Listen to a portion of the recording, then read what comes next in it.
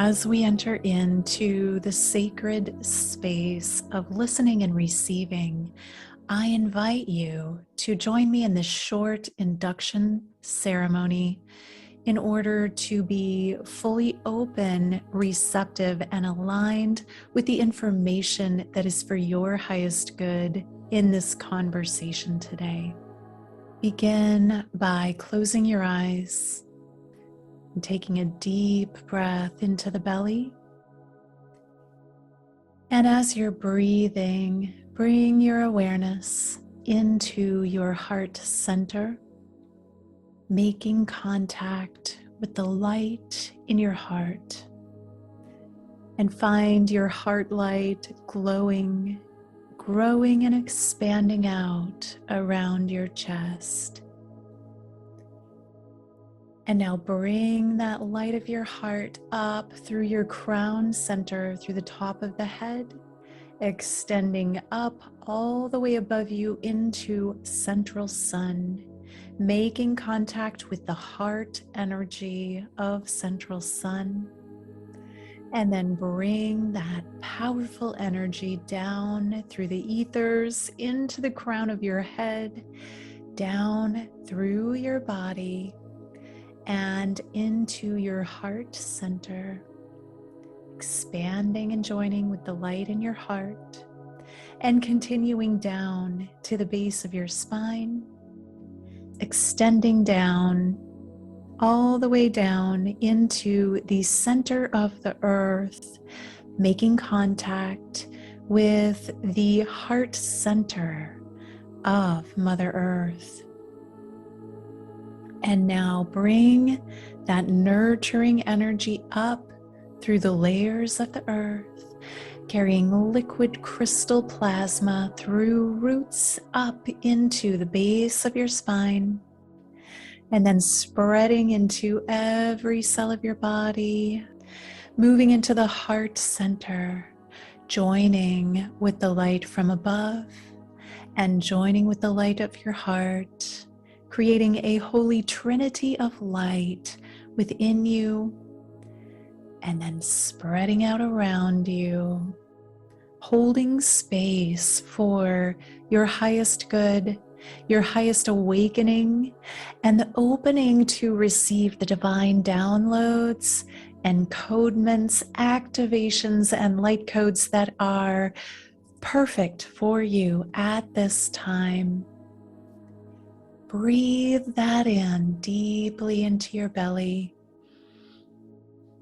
allowing yourself to expand in this energy and opening to step in to the container of receiving.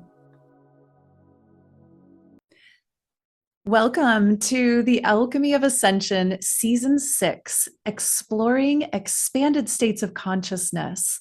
I'm your host, Waxela Sananda, and today it's my pleasure to introduce Lotus Sky. Welcome, Lotus. Thank you so much, Waxela, for having me. And by the way, I go by Lotus Sky like Mary Jane, so it's not okay. Yeah. Got it. It's a common mistake, but wanted to clarify. Okay, good to know. Lotus Sky. So I love that. That's beautiful. So I would love to start. You're new to the Alchemy of Ascension. It's your first time on. And so I'd love to kind of start with your origin story, whatever you would like to share that you feel is relevant about your path as well as your work. Oh, that's a powerful question to begin with. Origin stories, I think for a life like mine, is where I've lived many lifetimes, can go forever, but I'll try to compress it as much as I can. So, hello everyone, I'm Lotus Sky. I'm a musical channel and shamanic guide, and my journey is in cultivating self-mastery within myself throughout all the challenges in my life as a queer person, as a person of color, as an immigrant, as a female-bodied person, as someone that was born into a conservative Catholic family, and all those layers of essentially society imposing or projecting the status quo on me of how to be, how to live, who to love, all those things, and coming to a place of awakening to my own truth, awakening to a new relationship with myself and with life. And then re-architecting my own belief systems, my own relationships with myself, with my health, with my spirituality, with my relationships, with life, with society, with my visions, all those things. To a point that I have discovered the power of self-mastery and the power that shamanic principles, earth-based spirituality, as well as tone and sound music, plays in supporting us to expand our consciousness and to be in right relationship with life.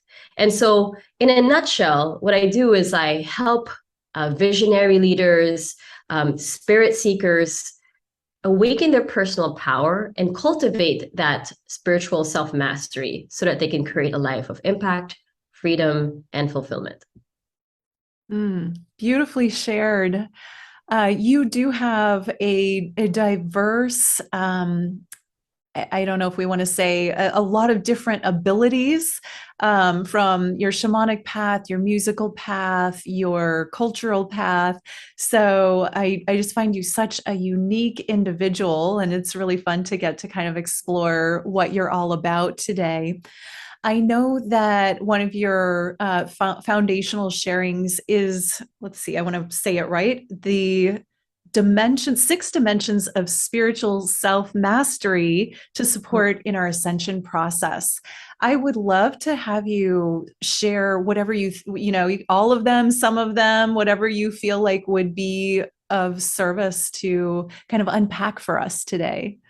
Absolutely. This is the thing I love to share about the most. And the six dimensions of spiritual self-mastery is essentially channeled through me with my guides. And that's what we call the Earth Warrior Way.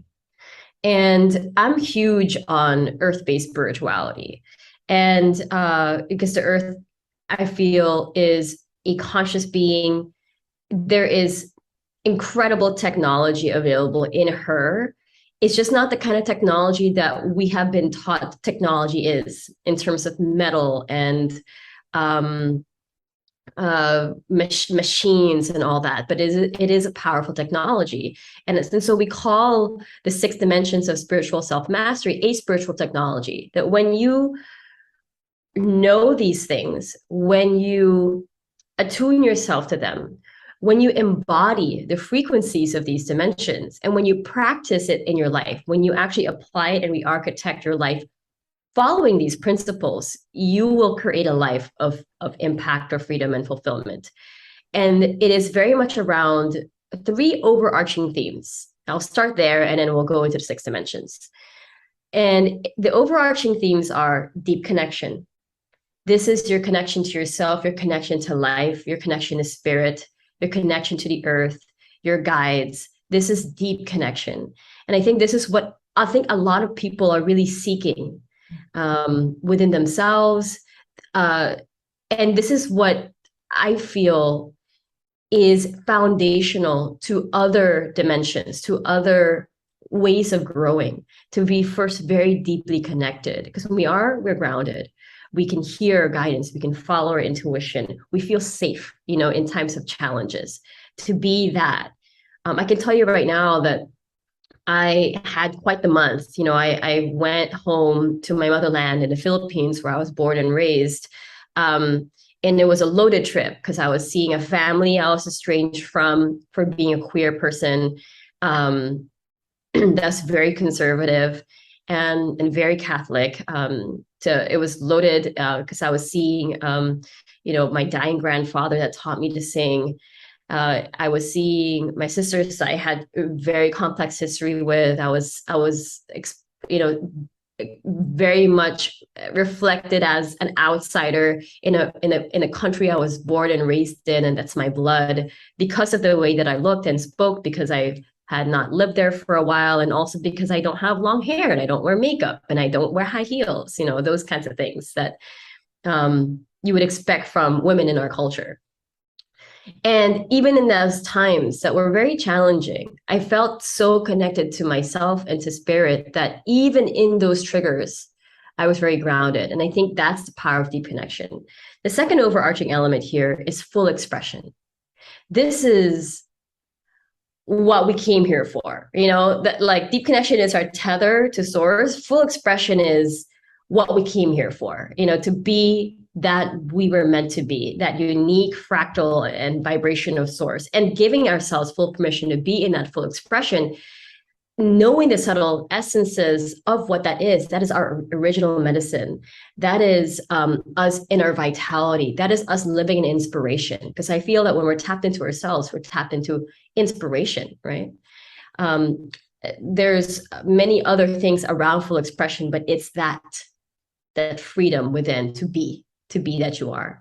And the third overarching element is commitment to your service, which means that life is not selfish. It's not meant to be a selfish experience. It's not meant to be, what can I get? What does universe have for me? What more can I be? What more can I get?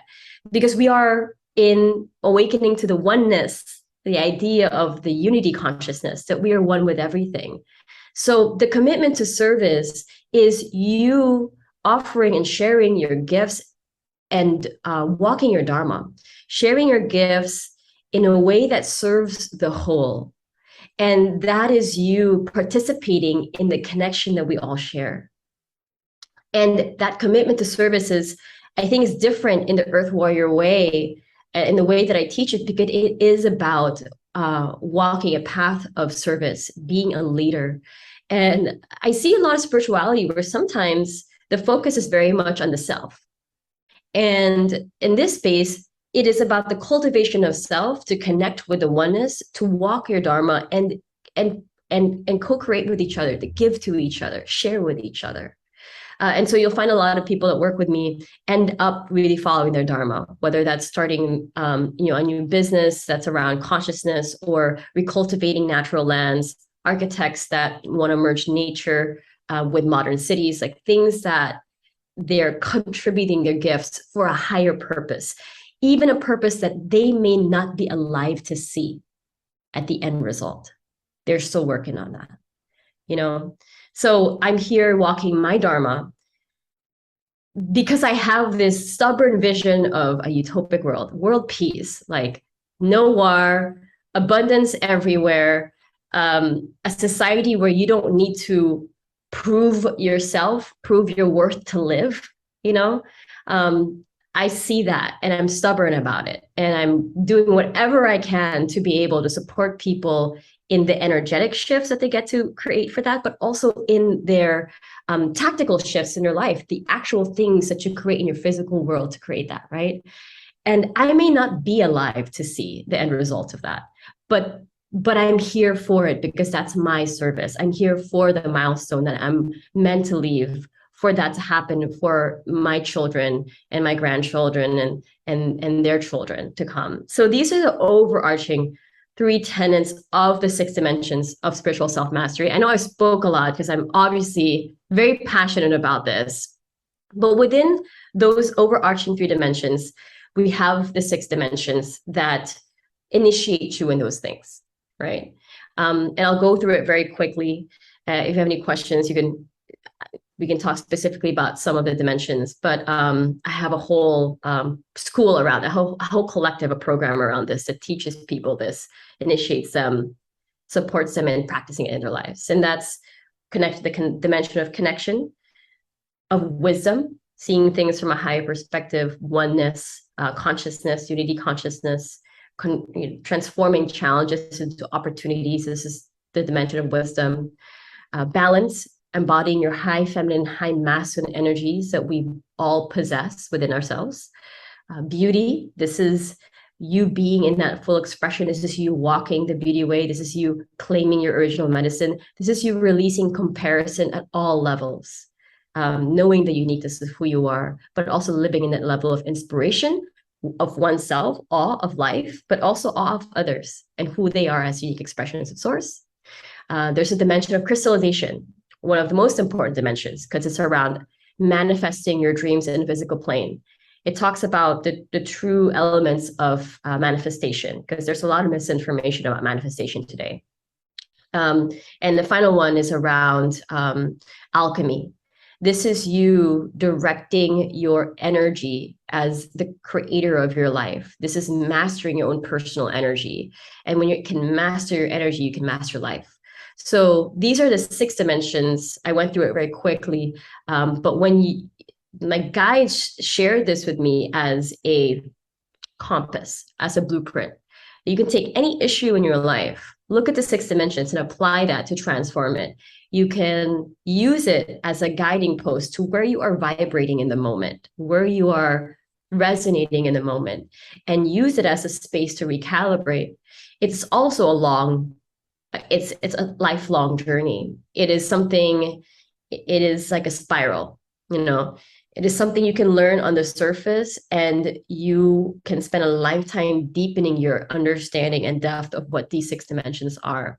But once you are initiated in it, once you understand what these things are, once you know the distinctions, the tools to cultivate that, and you consistently apply it, then you're a lifelong student to the Earth Warrior Way, and you're deepening it in it, coming up with your own wisdom from that foundation.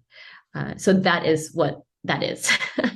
Great. Oh, that's wonderful. Thank you for expanding, and opening that up for us. There's a lot of information there. So I think for one thing, I would love to kind of dig into how, well, we all know that like when you're in a cave or by yourself or on a meditation retreat or at home in your room, it's easy to, it's a lot easier to be in a state of mind that's centered and balanced and feel good, or maybe you're out in your garden, whatever. But walking in, like you said, to your family in a place where you didn't feel completely accepted for who you are and all of that, that's when people really get confronted with things, and oftentimes go back into old ways of being. No matter how evolved we are, those things challenge us, right?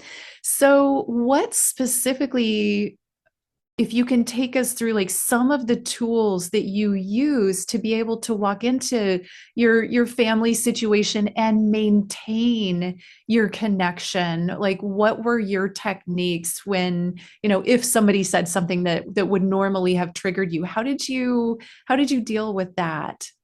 I think this is such an important skill, because it's so easy to be spiritual when you're without the triggers. And it's a nice reflection to see how you are in times of challenges, in times of triggers. Especially, I think family is a really good gauge of that. And I think that also goes to different gradients, because there are people who come from families that are very disruptive and destructive and abusive, and so that could be that could be much harder of a journey than your father that worked a lot, or your parents that bickered a lot. That's a different experience. And so I just want to recognize that. I think it could be so easy for someone to say like, well, go see your family, and we're not aware of just the big gradient of experiences people have with their family. So I just wanted to, I felt called to just at least presence that first before I go into at least my own experience of it. I think this work, as it relates to dealing with triggers, whether that's with your family or work, or I don't know, a club or community group that you're part of, and there's that one person that just triggers you or annoys the hell out of you. There's like, I think, two overarching layers that I work here with. I think the first one is the root layer, the root cause of that trigger. So maybe you're going to the source, which is likely your family. This is the source of that trigger. Or maybe there was someone at work that triggered you, but the root source of it really is this person reminded you of your mean brother, or something like that. And I think it's important to work on the root aspect of it. What do I mean by that? I think it's important to tune into the very vulnerable aspects of our inner child that was hurt, really, that felt neglected or violated or something like that. Even if it feels very small, it's a big deal for a child, and to honor that parts of ourselves that are very, very tender. And I don't think we can really truly heal until we get to those layers, until we get to the anger, the sadness, the grief, the abandonment. I think that is, from my experience, there are a lot of people that like to work on the mental level, but the mental level is the element of air. It goes. You feel good one moment, and then the trigger happens because there is a crystallized emotional level literally in your body that you haven't dealt with. So I think it's very important to work on the emotional level of a wound, right? And when you work on the root, there is likely, and it's a process I go through people with this through my in-person sacred journeys, but there's a process here where there's a cathartic release because you've accessed a part of you that you kept away out of self-preservation. But now that you're older, you're stronger, you can actually access that again, and you can actually hold yourself there, that is what I call the process of grief, because when you can release that, you're a lot emptier, and you've kind of put a solve on that, because with grief comes what? Grace and compassion, Then we invite the idea of wisdom in there. And this is seeing things from a higher perspective. And this is us literally growing up. This is us maturing. This is us going from, but you always criticized me growing up, to like, I'm a woman now, I'm a grown ass person, and I am my own self. So that's not the same person I approach life with. I feel the matured aspect of me that held my little child and that can have compassion for the people that hurt me. That's maturation. That's emotional maturity. And a lot of people have steps to that. It's funny when I see someone that's very, decades older than me, and how their energy just goes into like this energy of the little child. And it's like, wow, there's still an opportunity there to mature. So that's what I mean by going on the root level. Means that you're releasing the wound, you're healing that, and you're putting a salve on it from a place of deep vulnerability. And it can be scary, but it's very important. And it's actually very rewarding. It actually feels good when you get there. The fear is really just like the moment prior, because you think you can't handle it, but it's actually been in you the whole time. That's one level. The second level is the idea of what I've been practicing within myself, which is the Christ Buddha heart. And I love this beautiful kind of dirtied up, muddied baby Buddha. When you're attuning yourself to the idea of the Christ Buddha heart, and even as I say the Christ Buddha heart, I think there could be a visceral reaction or resonance or activation that anyone who's watching this could probably start to feel. It's like, it is like the lotus in the heart. And it is something that actually lives within all of us, that if we just cultivate through our presence and through our intention, then it'll get stronger. It will emanate. What do I mean by presence and intention? It means that all of reality exists, the hell and the heaven, And when we present something, we bring it to life. So I can go and look at my room in my office right now and say, oh, it's so gloomy. It's been raining, there's dust everywhere, or I don't know, something like that. Like, it's very, very hot. It's humid. I can focus on all the negative, and I will just continue to experience all the things I'm processing.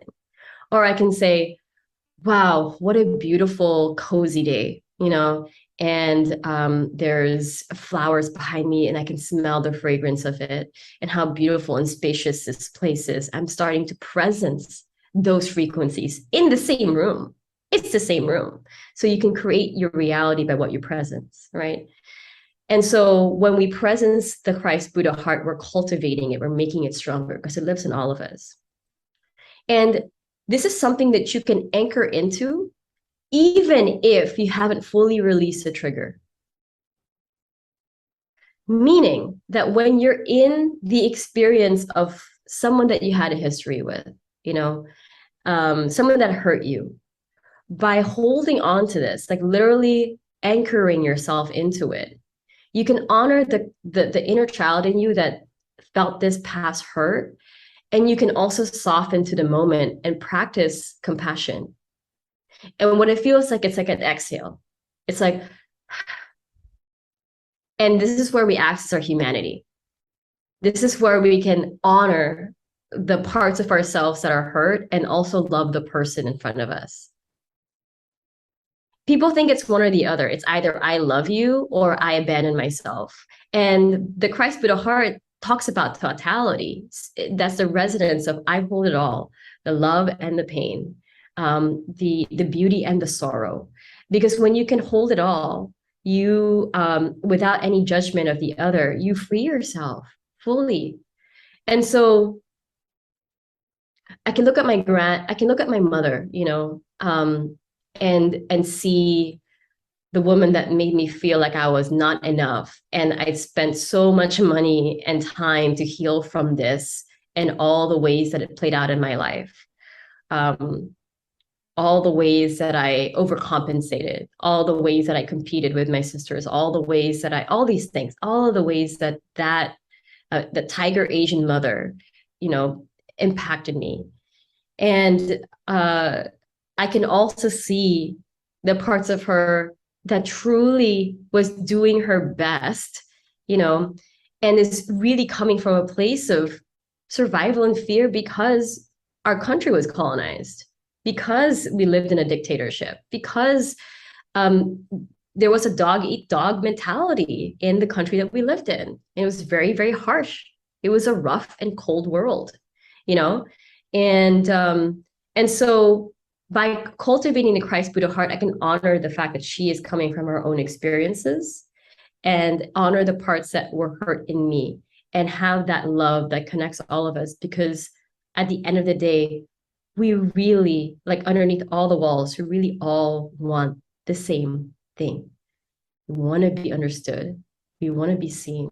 We want to be loved. We want to be respected, and that's really it. We want to feel safe. That's all we really want and need. And that was so transformative for me, because prior to coming home, the last time I was home was like 2019. It was very, very hard. So hard. I mean, like even in all of my medicine journeys, I was like, here, I'm coming home with all the work I did. It was like I was 16 years old again in my teenage room, my childhood bedroom. And then coming home now, I mean, I'm 32. It had been maybe 3 or 4 years after. And I guess because of the healing work that I've done, but also just the re-architecting my relationship to the interaction, from you are violating me to you are being who you are. And that doesn't prohibit me from being who I am. And I can love you and honor the feelings that I have and have compassion for it all. And that's where you really open your heart. And I'm hoping this is landing for you all, to those who are listening, because I can understand how a trigger can just distort your reality. It can just shut you down. It can close off all the work. And it could be a lot of shame around that. Oh, I should be better. I should be over this by now. I've processed this so many times. I've already done all the rituals and all the medicine ceremonies. But really, I think spirituality is radical acceptance and unconditional love for it all. So did I go home and there was no trigger? Yeah, there was a little bit. There were some moments, like when my mom told me to not wear my feather earring. This is very harmless. I mean, I'm not wearing a pentagram, like this is an owl feather, but it was just too weird, right? Those moments. And so I would notice that and be like, oh, like she has fear and she's projecting it on me. And, and it must be really hard to have to carry the burden of carrying what other people thought so much. It must be really hard, and I can understand that. And yeah, that really hurt me too, because it makes me feel like I can't be myself. And like, she's really just looking out for me. And, like the loving experience, if you can experience it through love, it'll set you free. So hopefully that can land. Hopefully Yeah. that lands. Yeah, absolutely. And I really love how you've exemplified the journey really from victimization, from feeling at effect of your environment and the people in your environment, to stepping into acceptance, and then even that wisdom piece where you're like, oh, this is just, there's something in her that's responding to me in out of fear or out of something that that's possibly unfulfilled, but that's not about me. That's about what's inside her. And where Mhm. you've gone is, I'm whole and complete, and therefore nothing that somebody else says or does is going to land like I'm not enough, because you've embodied I'm whole and complete. And that's the beauty of this type of work. And really, I think where all spiritual evolvement leads eventually is to that realization of the outside reflects the inside. So when I'm hurt, when I'm victimized, when I'm feeling not enough, the world's going to land and reflect that as, oh, everybody's after me, or wants to tear me down, versus, oh, there's something in that person or that experience that isn't healed. And when you're healed, you can see Yeah. that. So yeah. And I love that what you shared. And there are like also some distinctions I want to add to that. And this is why I think that the journey of understanding what true compassion means and true connection means is important, because it could be so easy for someone, and I say this because I've experienced it myself and in my own healing journey, to say, well, oh my God, like that's their problem. That's not my stuff. She's projecting fear on me. And it could be so easy for me to pity that person. It could be so easy for me to place judgment on them. Oh, well, they got work to do. That's not my problem. It can quickly and easily come into a defense mechanism. It can quickly, easily distort into something that is judgmental. And so it's a very subtle and distinct relationship that we get to have when we work with people who trigger us, or we trigger them. And that's why the 6 dimensions are so important, because wisdom is seeing things from a higher perspective, to see, oh, this is their fear projection. Beauty is opening the Christ Buddha heart through that process, to understand that we've all been there. We've all had fear triggers, fear reactions because of life experiences. This is again what brings us to our humanness. And I actually have a theory that the more we embody compassion and resettle into our humanity, our humanness, our imperfection, actually, I'm going to just even say that, our imperfection, our humanness, the more we can practice that understanding, compassion, relationship, the more we will access our divinity. Mhm.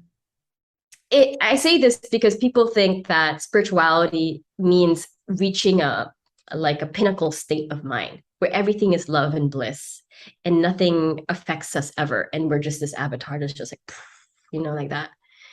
And we do these classes and these courses to one day reach that pure state of being.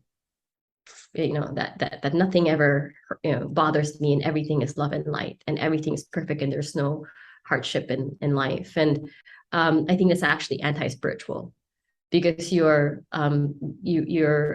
creating judgment in the present moment of who you are in this way. And so I tend to adopt the Buddhist Taoist perspective on it, which is radical acceptance and radical love that allows for transformation, true transformation, to come.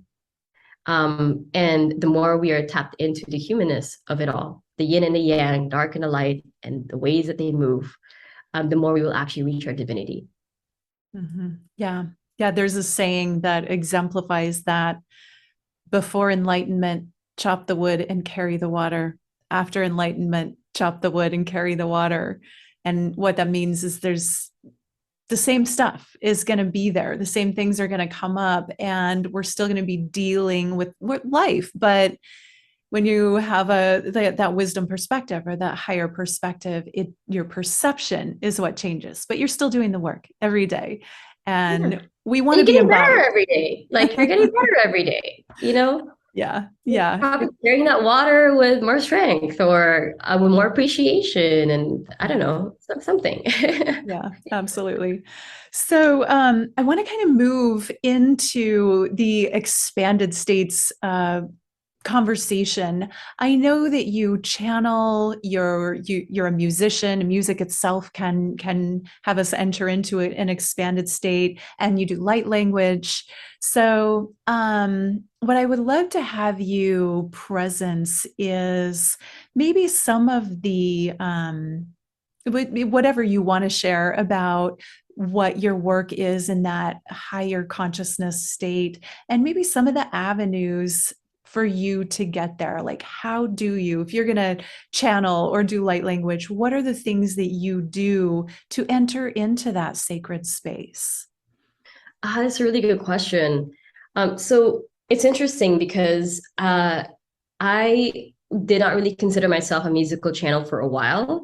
I just knew I loved to sing, and I was making songs for my own healing journey. And people loved the songs, and so I produced them.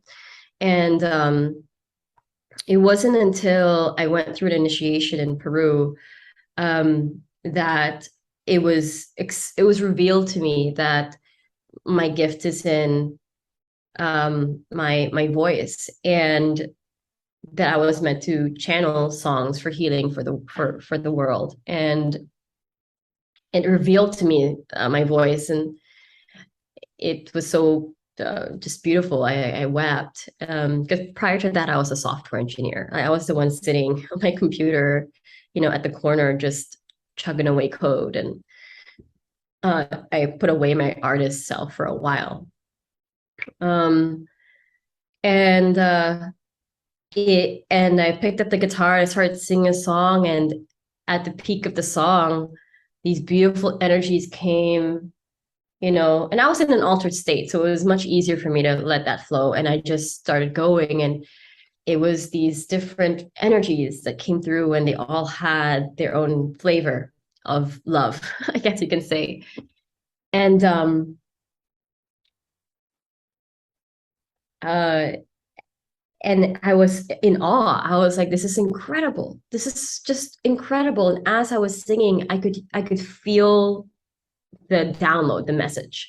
It was multidimensional. There are no words for it, although you can put words to it. But it was like this truth that was just coming out. And that's when I first connected to my family of guides, my soul family, my spirit family, my guides. And they're fearless, they're celebratory. I mean, when they come through, they're just like, they're just like, hey, are you ready? Live, what's up? And and when I'm feeling sad, they come in and they're very, very like they're very compassionate, and they know the feminine very well. So they're just like, they're just like, they're not trying to get me to spiritual bypass hard feelings. So they're not gonna go and try to like do that. But once I'm like over it, they're just like, yeah, they're here and they want to celebrate. And I was so grateful for it. And then the very next day, there was a ceremony, and I was like, I really want to explore this channel. I'm so, so excited about this. And I was working with a tea, a very sacred tea then. And when I got into the ceremony, it was a very different experience. My crown was completely open.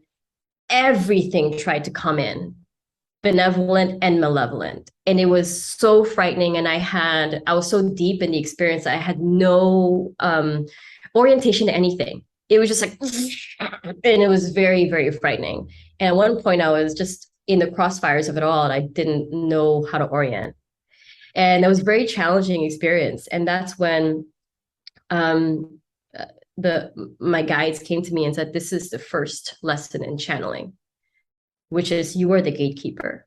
Use your discernment. And so when I have a channeling ability, but I'm not reckless with it. I'm not like, I'll channel whatever and I am it. You know, I don't do that because I've experienced what it's like to just open yourself up to anything. And so I'm very clear when I start to tap in. And for me, at least for me, I connect with my guides because I can feel the vibration. It's a feeling, it's a frequency, it's very familiar. So I can, and you can hear them, you can hear it, right? So I can feel what that sounds like, I guess you can say. And when I tap into it, then I know that's them, that's clear, and that's good, and I let that go.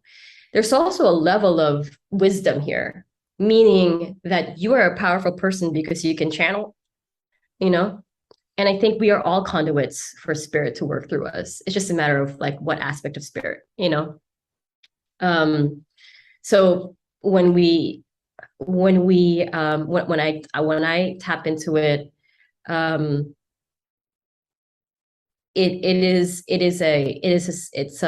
a way for me to connect, but it's a way for me to also energetically share that I'm here only for what's good. And you can feel it in your heart. I think people, especially as channeling is getting more and more powerful or more popular or more exciting, people are quick to do it. They're quick to channel and they're quick to implement it in their Reiki sessions or whatever. But my recommendation is to work with it for a while before you share it. I worked with my guides for a while. I didn't just like do that. Oh, now I can channel, check this out. I would tune into how I would respond to the songs, what certain tones do what. I would just get really intimate with it, that it's really just a part of me now. And that level of confidence and conviction and clarity within your channel is only going to support your own process with yourself or with others. So that's essentially how I do it. What it's like, if you were tuning into physically how that's like, I ground myself. So I really find my center and I literally pull my energy up. So I pull my energy up and it's like this antenna that's looking to click into something, you know, but it's not an antenna that's looking to click into anything. It's an antenna that has the intention to tap into my guides. So it's the antenna. And then once I feel a little click or a clug, or it's like a moment, I stretch a little bit more inner and then I do a deep inhale to bring that energy and the frequency that my guides hold. And it's really what it is like. It's like my frequency amplified because my guides are part of my oversoul, our oversoul, you know. It's really one soul. And when I bring them in, I inhale and then I ground it into my body. And just want to make sure it's clear, you know? And so now when I do these things, that's all intuitive. I'm not like, then you do a shimmy and a peace sign. Like it's a way for me to like, just get the channel clear. And then I can feel it. Then I can feel that they're with me, you know? And so from there, then I move with the channel. Now the channel, I can direct it. I can say, in this moment, I'm really tapping into the frequencies of compassion as we experience it. As us as an oversoul, understand compassion. Let's tap into that, you know? And in many ways, because they're an oversoul and oversouls are connected to other oversouls and oversouls are connected to source, we can really tap into anything, you know, in that way. So it's that kind of a download. Or sometimes I can feel the frequency of the environment that I'm in. And because I'm tapped into the channel, the antennas are very open. So I can literally go to the ocean and listen for a song. And when I say listen for a song, it's not that the ocean has one song and this is the only song of the ocean in that moment. It's that the way the energy of the ocean is interacting with my energy and the way that I'm receiving that vibration in a way that I'm hearing the vibration, because vibrations can't be heard. We have tools that translate vibrations into sound. Then I have my song of the ocean for that moment in how my energy interacts with the ocean. So there was one time where I was in the coastline, like feeling just the sun was shining, the waves are like powerful, and I was feeling low energy. And when I came there, like just I felt life and hope and power. And as I was listening, I mean, I can hear the song right now, but I was listening to it, I was like, Hikay san wataya kay kraman huayno ya si kramay sayatang ya kan manwatay ne Hikay san wataya kay kraman huayno wasayni ataya kamaruwanay no Hitaya sanya kamayayno Hikay kaya sanya tayne and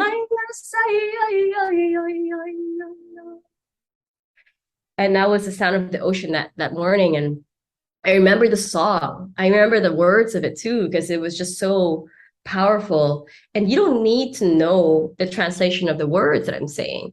You can feel it. I see your energy shift. The people who are watching probably felt a shift from that. It is a feeling of, for me at least, vitality, hope, power, and perseverance. And that's what I will share about channeling. I think everybody has their own process for it, which is why I'm sharing my own. But I think if you're someone that's really tuning into your own channel, especially when it comes to music, we are all musical beings. Whether you're la-la-lying or humming or na-na-naing, you're channeling. And I think getting to a state of play with that as it relates to you playing with songs is innocent, it's lighthearted, and then the more you familiarize yourself with it, the more you can deepen in the way that you channel. Mm-hmm. Oh, that was beautiful. I love your voice, for one thing. It's amazing. It is a finely tuned instrument, and the way that you walked us through that, the attunement that you do in order to receive the sound, the transmission, was really beautiful. So thank you for walking us through that. I really appreciated the way that you shared that.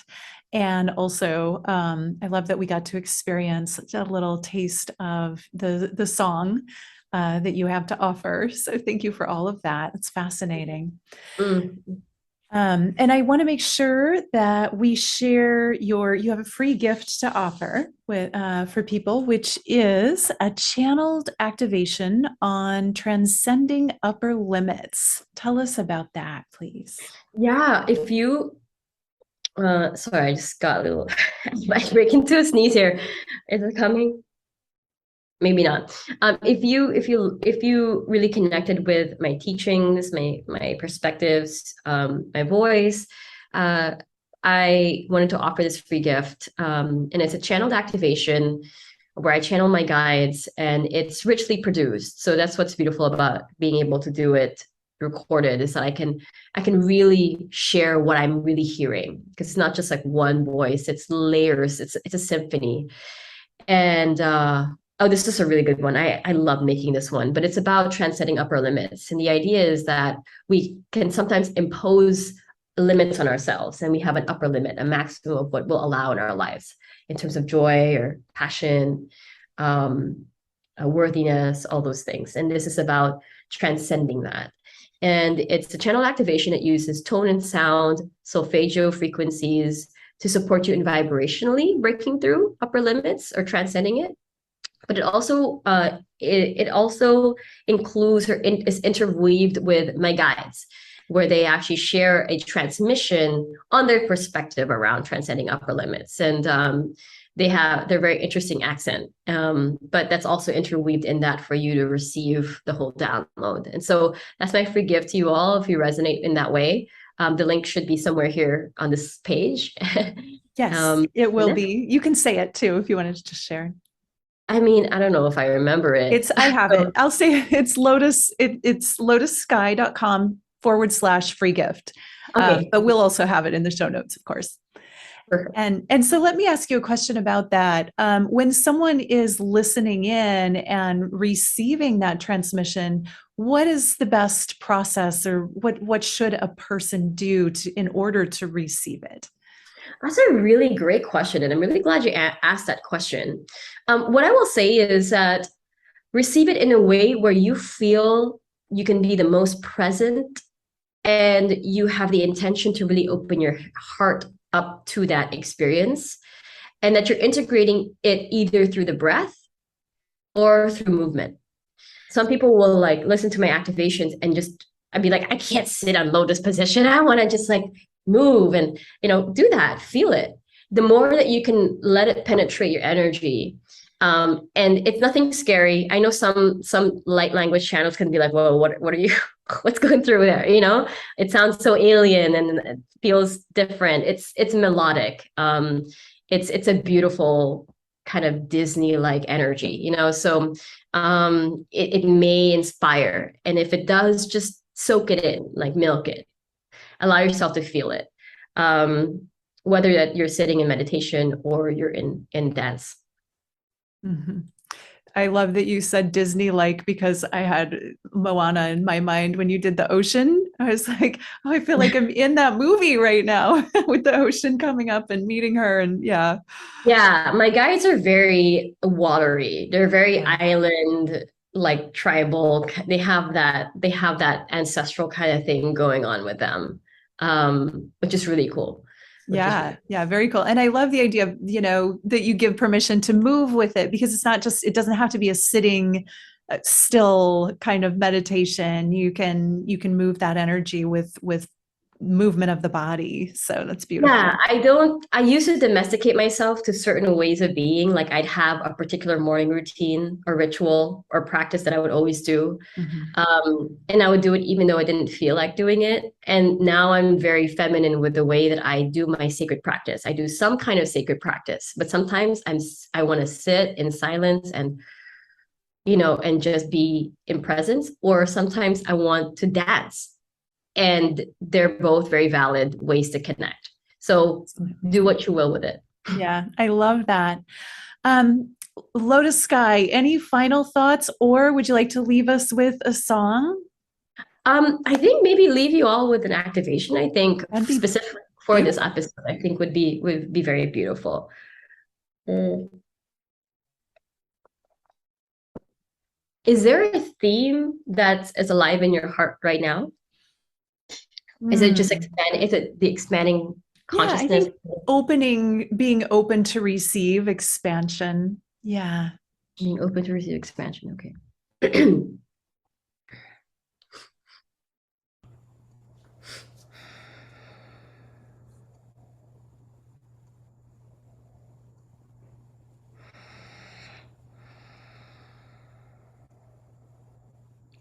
Him yêu với can này mà gai với cái sa man wata này him với say kia ayu hanya san wa pa mai ayu hi kai san yai kai naman wata này ai con rami ai ta him ai say can này ai kai shan ya eo Hanya yo imya handai nai no mai mai kiyusha hinai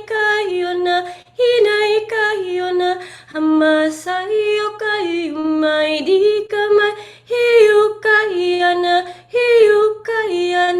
yayo hamatayano hayo hamatayo na hayo Amatayo asayatanayam yanyi Umaywatanayatani Himayayayu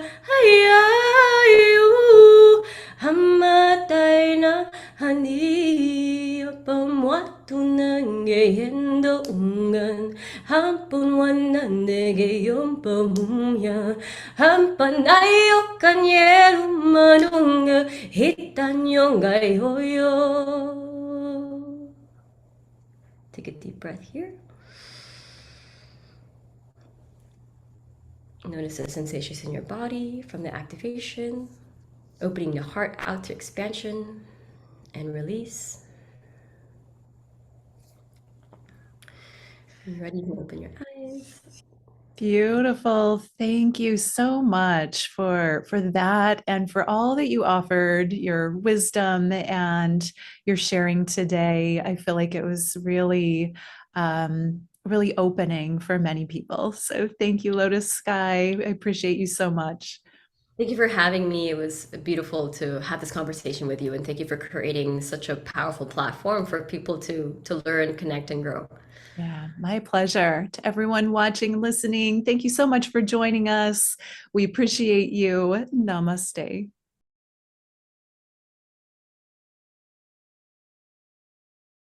If you're looking for spiritual community on your ascension path, you have found it. The Alchemy of Ascension community membership is a brand new membership that I have launched to bring together spiritual seekers, people who are actively working their ascension path, their ascension journey. And I know that for me, when I was younger and deeply into my spiritual path, I felt really alone on my journey. I didn't have spiritual community. And part of my mission now is to bring together people from all walks of life, from all over the world, and create a platform where we get to share together and be together. I will be in there with you every month doing activations and sharing information. I am really setting it up as an interactive community experience. So it's not all about me, it's about you. You get to meet like-minded people, interact with each other. There will be plenty of opportunities in a forum where you can chat, where you're not on social media, so you're all in this protected container together. There will be a book club. There will be mastermind opportunities. There will be breakout groups where you just get to know each other, get connected, get related, and make new friends. This is the very thing that I always wished that I had when I was younger and just starting out on my path. It is my greatest service to be able to provide this for you at a really low cost that I think is very fair. And so founding members are going to get to enter at $33 a month. And that will provide everything that the membership has to offer and a wonderful, beautiful experience as a member of an Ascension community. So if this is speaking to you, if this is something that you're interested in, find the link below and join me as a founding member. This is a limited time opportunity for founding members, and there will be a hard stop. We will close this opportunity at the end of the summit. So join us now and be part of this brand new community for all of us who are working on our ascension together. I appreciate you. I love you. Namaste.